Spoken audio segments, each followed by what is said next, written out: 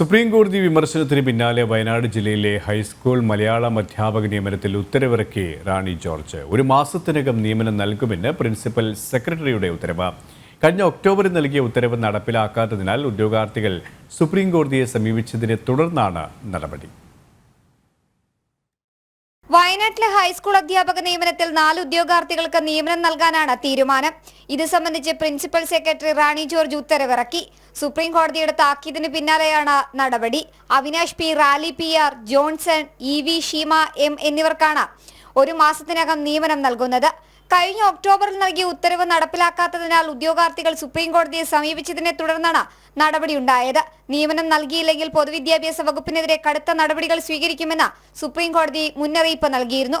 10-ാം തീയതിക്കുള്ളിൽ ഉത്തരവ് നടപ്പാക്കിയില്ലെങ്കിൽ വിദ്യാഭ്യാസ വകുപ്പ് പ്രിൻസിപ്പൽ സെക്രട്ടറിയെ ജയിലിലാക്കുമെന്നായിരുന്നു കഴിഞ്ഞ ദിവസം സുപ്രീം കോടതി പറഞ്ഞത്.